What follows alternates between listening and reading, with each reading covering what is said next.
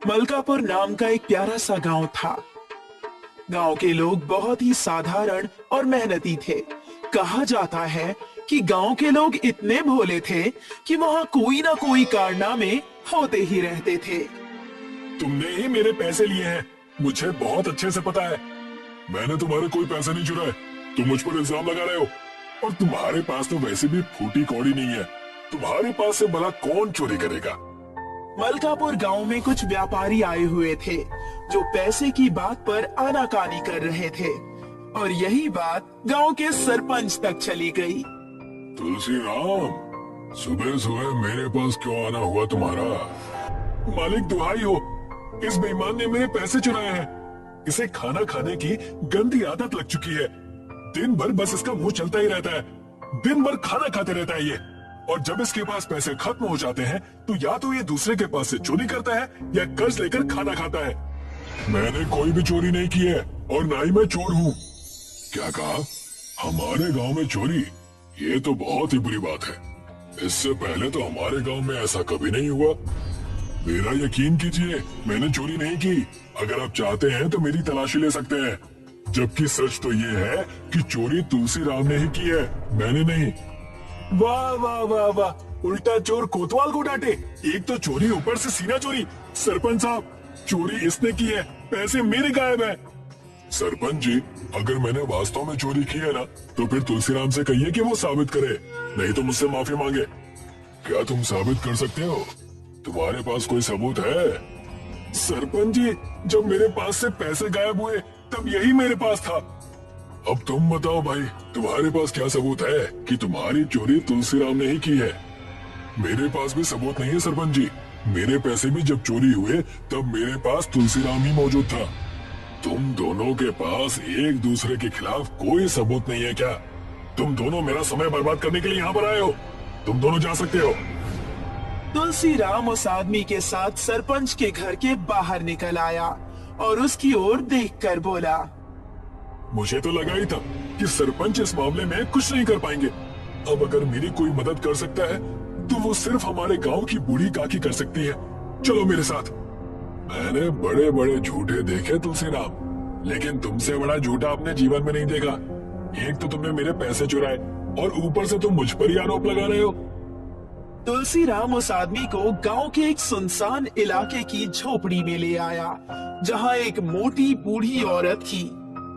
अरे बाप रे बाप, ये बूढ़ी औरत है या कोई बुलडोजर? अपना मुंह बंद करो बदतमीज, तुम तो शक्ल से ही चोर लगते हो। आपने बिल्कुल सही कहा, इसने मेरे पैसे चुराए हैं। मैं इसीलिए इसको आपके पास लेकर आया हूँ। अरे भाई, तुम फिर शुरू हो गए यार। कितनी बार कहा कि मैंने तुम्हारे कोई पैसे नहीं चुराए, बल्कि उल्टा तुमने मेरे पैसे चुराए हैं। चिंता मत करो, अभी कुछ देर में पता लग जाएगा। वो कैसे? मेरी नजरों से कोई चोर बचकर नहीं जा सकता। तुम दोनों मेरी झोपड़ी से बाहर आ जाओ। बूढ़ी औरत की बात सुनकर तुलसीराम और वो आदमी झोपड़ी से बाहर आ गए। बूढ़ी काकी उन दोनों को एक खेत की ओर ले गई और उन दोनों की ओर देखकर बोली, अब मेरी बात गौर से सुनो। तुम में से कौन झूठ बोल रहा है और कौन सच बोल रहा है, इस बात का फैसला अभी हो जाएगा। तुम दोनों जमीन पर बैठ जाओ। मैं 123 कहकर एक मंत्र पढ़ूंगी।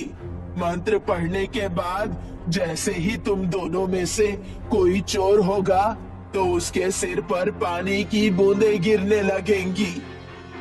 तुलसीराम और वो आदमी जमीन पर बैठ गए। बूढ़ी औरत तेज आवाज में मंत्र पढ़ने लगी।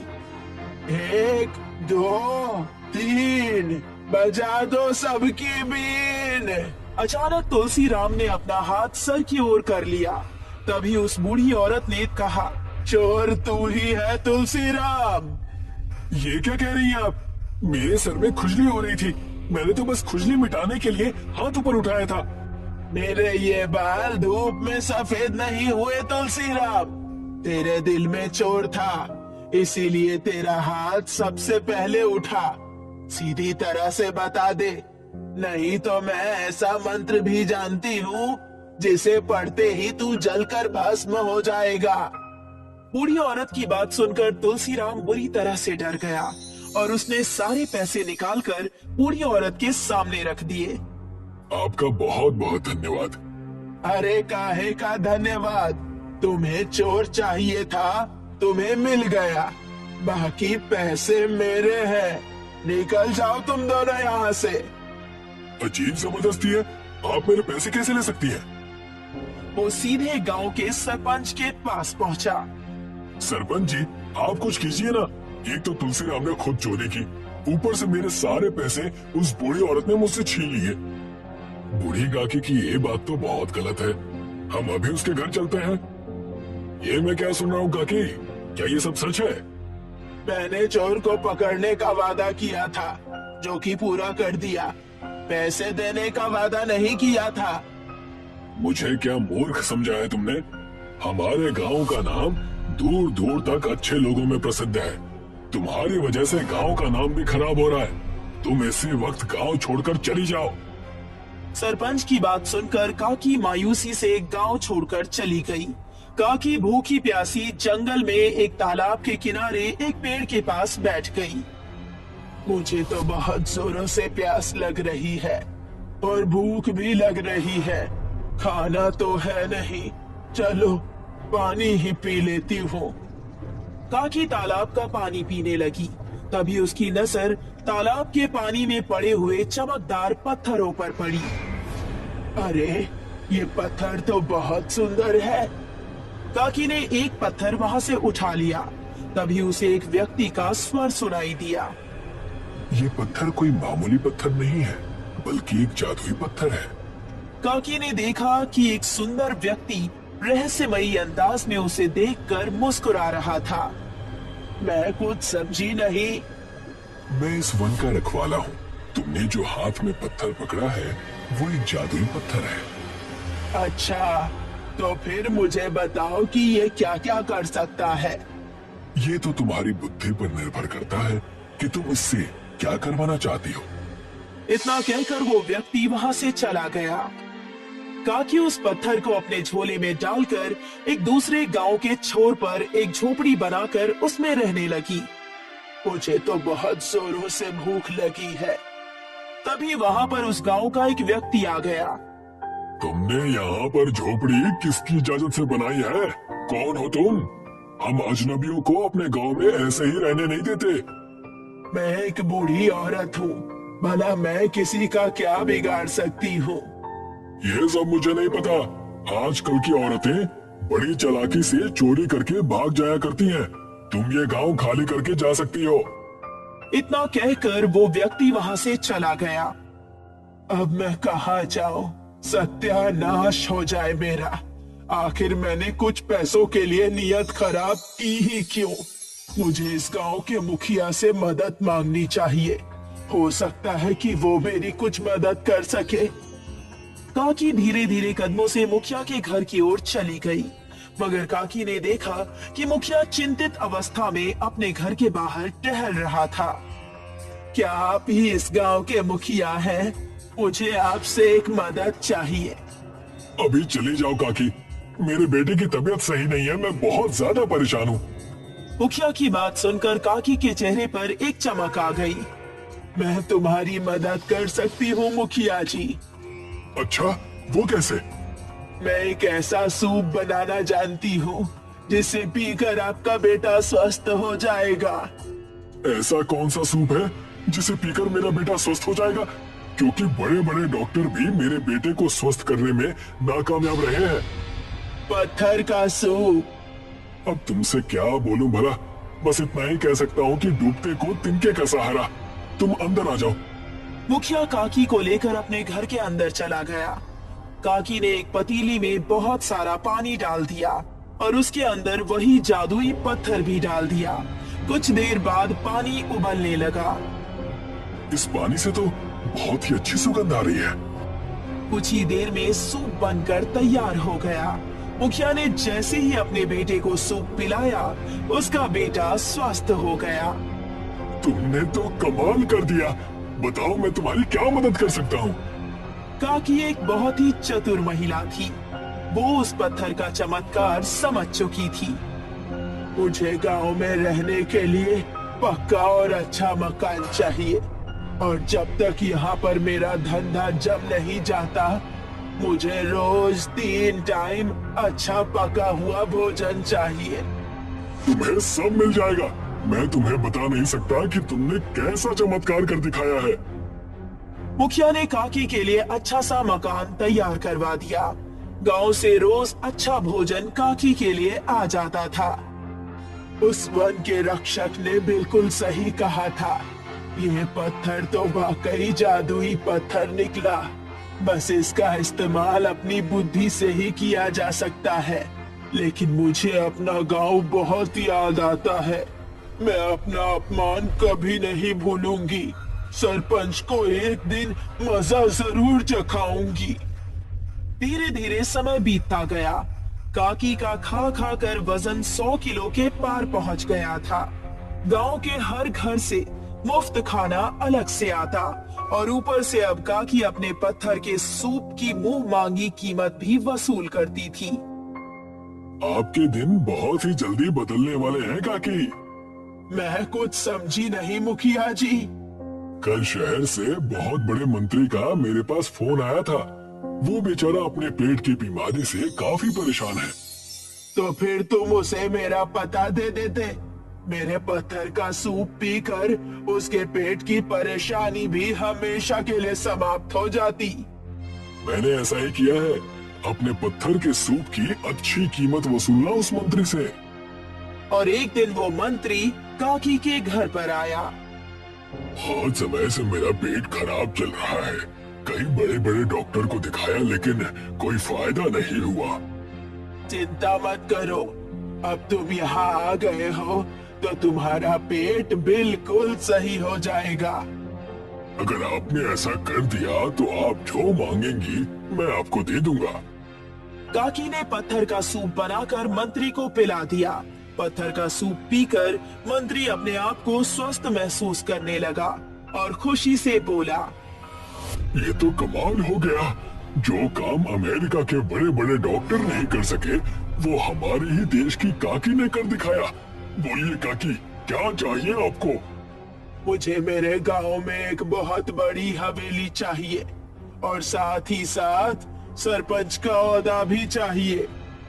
दिया। अगले दिन काकी पुलिस बल के साथ अपने गांव मलकापुर चली गई। मलकापुर का सरपंच काकी को देखकर बोला, मुझे पता था कि एक दिन तुम जरूर पकड़ी जाओगी। तभी मंत्री सरपंच से बोला, आज से मलकापुर गांव की सरपंच काकी ही कहलाएंगी। ये मेरा आदेश है और तुम्हें ये गांव छोड़कर अभी इसी वक्त जाना है। अरे ये क्या बात हुई? मैंने आखिर क्या किया है जो मैं अपना गांव छोड़कर चला जाऊं? ये पुलिस देख रहे हो, तुम्हारे लिए ही आई है। या तो गांव छोड़कर चले जाओ या इन पुलिस वालों के साथ जाओ। सरपंच समझ गया कि काकी ने उससे अपने अपमान का बदला ले लिया है। काकी आज भी अपनी हवेली में पत्थर का सूप बनाती है।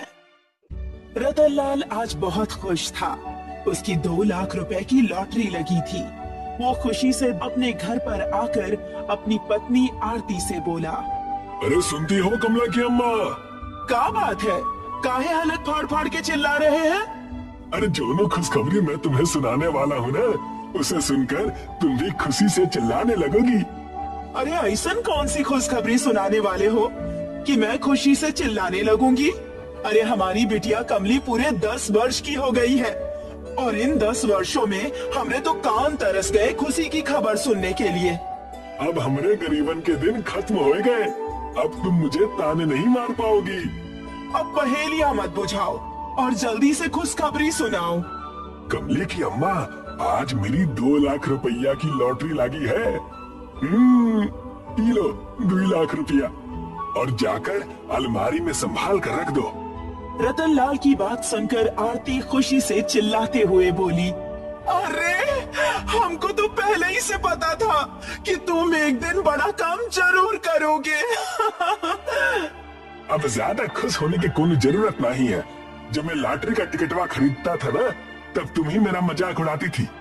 रतनलाल ने ये बात बोली ही थी कि तभी उसके घर पर गांव का मुखिया मुस्कुराता हुआ आ गया। अरे मुखिया जी, आप इस समय? क्यों रतनलाल, मैं तुम्हारे घर पर इस समय नहीं आ सकता क्या? ऐसी कोई बात नहीं है। वो कहा है ना कि हम गरीबन के घर पर अगर गांव के मुखिया जी आ जाए तो ये तो हमरे लिए बहुत ही सौभाग्य की बात होता है। अरे वो आरती सुनती हो? मुखिया जी के लिए चाय बना कर लाओ। रतनलाल की बात सुनकर आरती पैसे अलमारी में एक जगह रखकर मुखिया जी के लिए चाय बनाने चली गई। अरे मुझे एक बहुत जरूरी काम याद आ गया, मुझे जाना होगा। अरे मुखिया जी, मेरी पत्नी चाय बना रही है, कम से कम चाय पी कर तो जाइए। इतना बोलकर रतनलाल रसोई घर में चला गया और मुखिया सबकी नजरों से बचकर कमरे की ओर चला गया जहां आरती ने पैसे रखे थे। मुखिया ने उन पैसों को निकाल लिया और फुर्ती से वहां से भाग गया। आरती और रतनलाल जब उस कमरे में आए तो उन्होंने अलमारी खुली हुई पाई। हाय राम! हम तो लुट गए, बर्बाद हो गए। अरे पहली बार हमारी जीवन में इतनी बड़ी रकम आई और वो भी मुंह ना लग पाई। मैं तो सोच भी नहीं सकता था कि मुखिया इतना बुरा काम करेगा। उसे तो मेरे घर पर चोरी करने में तनिक भी लज्जा नहीं आई। मैं इसकी शिकायत जमींदार से करके रहूंगा। इधर मुखिया मुस्कुराता हुआ सीधा जंगल की ओर चला गया। अचानक मुखिया अपने एक हाथ से अपने चेहरे की खाल पकड़कर खींचने लगा। कुछ ही देर में उसके हाथों में एक अजीब सा दिखने वाला मुखौटा आ गया और मुखिया का चेहरा एक बूढ़ी औरत में परिवर्तित हो गया। बड़ा आया 2 लाख की रकम इस्तेमाल करने वाला। मैं देखती हूँ इस गांव में अब कौन सुखी रहता है। इस गांव में कोई ऐसा घर नहीं छोड़ूंगी। हर घर में चोरी करूंगी। गांव के लोगों का जीना हराम कर दूंगी। इतना कहकर उस बूढ़ी औरत ने वो मुखौटा फिर से अपने चेहरे पर पहन लिया। मुखौटा पहनते ही उसका चेहरा जमींदार में परिवर्तित हो गया। रतनलाल मुखिया के ऊपर शक करेगा और जब वो मुखिया से लड़ने के लिए उसके घर जाएगा तो मैं जमींदार बनकर उस मुखिया के घर का सफाया कर दूंगी। इधर मुखिया अपनी तिजोरी में रखे हुए धन को ही देख रहा था। तभी मुखिया की पत्नी रामवती क्रोधित होते हुए मुखिया से बोली, आपको दिन भर कोई काम नहीं है क्या? जब देखो तिजोरी ही खोल कर देखते रहते हो। अरे मैंने कोई तिजोरी से पैसे नहीं निकाले। तुम्हारा कोई भरोसा नहीं है रामवती? पिछली बार जब मैंने पैसे गिने थे तो उसमें से पूरे 10 रुपए कम थे। सत्यानाश हो जाए आपका। आखिर इतने धन का करोगे क्या? देख लेना, मेरी हाय लगेगी आप पर एक दिन आपकी तिजोरी का धन कोई उड़ा कर ले जाएगा। फिर देखते रह जाइएगा खाली तिजोरी को। अरे अपने मुंह से कभी कभी शुभ बातें भी निकाल लिया करो रामवती। मेरी समझ में नहीं आता कि तुम मेरी पत्नी हो या मेरी दुश्मन। मुखिया ने इतना कहा ही था कि तभी उसके कानों में जमींदार की आवाज टकराई। अरे क्या बात है मुखिया जी, काहे अपनी पत्नी पर भड़क रहे हैं? जमींदार को इस समय अपने घर पर देखकर मुखिया ने तुरंत तिजोरी बंद कर दी। अरे मुझे देखकर तिजोरी क्यों बंद कर दी मुखिया जी? अरे जितना धन तुम्हारी तिजोरी में रखा है ना, उनका से कहीं ज्यादा धन तो मेरे नौकरों के घर पर रखा होता है। अरे ये भी कोई कहने की बात है जमींदार जी। वैसे आप इस समय यहाँ, कुछ समझ में आया नहीं? क्यों इस समय मैं तुम्हारे घर पर नहीं आ सकता क्या? अरे क्यों नहीं आ सकते? बात असल में यह है मुखिया जी कि मेरी एक जमीन जो सालों से कोर्ट कचहरी के केस में फंसी हुई थी ना, उसका फैसला मेरे हक में आ गया है। उसी खुशी में सारे गांव में मिठाई बांट कर आ रहा हूँ। ये लो मिठाई, खास तौर पर तुम्हारे लिए कल्लू हलवाई के यहाँ से देसी घी की बनवा कर लाया हूँ। मिठाई को देखकर मुखिया और रामवती के मुंह में पानी आ गया, क्योंकि कल्लू हलवाई की मिठाई दूर दूर तक गांव में प्रसिद्ध थी। हाँ बिल्कुल सही समय पर आए हैं जमींदार जी। मेरा मीठा खाने का वैसे भी बड़ा मन कर रहा था। आपने तो मेरे कुछ पैसे बचा लिए। खामखा मुझे मिठाई खरीदने के लिए कुछ पैसे खर्च करने पड़ते। इतना कहकर मुखिया मिठाई पर टूट पड़ा। अरे ये सारी मिठाई आप ही खा जाएंगे क्या? मुझे भी तो कुछ खाने दीजिए। लाइए, इधर लाइए। रामवती भी मिठाई पर टूट पड़ी। मिठाई खाते ही रामवती और मुखिया को चक्कर आने लगे और वो कुछ ही क्षणों में बेहोश होकर गिर गए। मूर्ख कहीं का, देखता हूँ कि इसने अपनी तिजोरी में कितना धन छुपा रखा है। जमींदार के वेश में उस बूढ़ी औरत ने मुखिया की तिजोरी खोल दी और उसके सारे पैसे निकालकर वहां से रफू चक्कर हो गई। होश आने पर मुखिया बुरी तरह से शोर मचाने लगा। अरे मैं लुट गया, बर्बाद हो गया।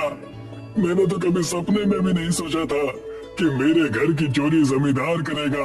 हाय रामवती, तुम्हारी हाय आखिरकार लगी गई। अरे अब खड़े खड़े चिल्लाते ही रहेंगे या जमींदार के घर भी चलेंगे? चलिए मेरे साथ, मैं जमींदार का दिमाग सही करती हूँ।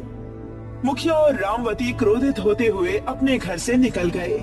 इधर वो बुढ़िया दोबारा जंगल में उस झोपड़ी के पास आ गई और उसने अपना मुखौटा उतार लिया। मुखौटा उतारते ही वो जमींदार से बुढ़िया में परिवर्तित हो गई। अब इस गांव में जमींदार ही बचा है जो सबसे ज्यादा धनवान है। उसके यहाँ पर चोरी करके फिर गांव के सारे लोगों के घर पर चोरी करूंगी। इतना बोलकर उस बूढ़ी औरत ने मुखौटा फिर से अपने चेहरे पर लगा लिया। मुखौटा चेहरे पर लगाते ही वो रतन लाल के रूप में परिवर्तित हो गई और जमींदार के घर की ओर चली गई। इधर जमींदार अपने नौकर बल्ली से क्रोधित होकर बोल रहा था। बल्ली, आज रतनलाल काम पर क्यों नहीं आया? पता नहीं जमींदार जी, जरूर आज भी लॉटरी का टिकट लगा रहा होगा। हमेशा ये तो लॉटरी का टिकट लगाता ही रहता है, कभी इसकी लॉटरी लगती भी है या नहीं? एक तो वैसे भी मेरी पत्नी घर पर नहीं है, ऊपर से आज जिसे मैं अपना खेत बेचने वाला हूँ वो व्यक्ति यहाँ पर आने वाला है और उसे रतनलाल के हाथों की ही चाय पसंद है। तभी वो बूढ़ी औरत रतनलाल के रूप में जमींदार के पास आ गई। मैं तुम्हारा ही इंतजार कर रहा था रतनलाल, तुम आज काम पर इतनी देर से क्यों आए? आज मेरी तबीयत सही नहीं थी जमींदार जी, मैं जल्दी चला जाऊंगा।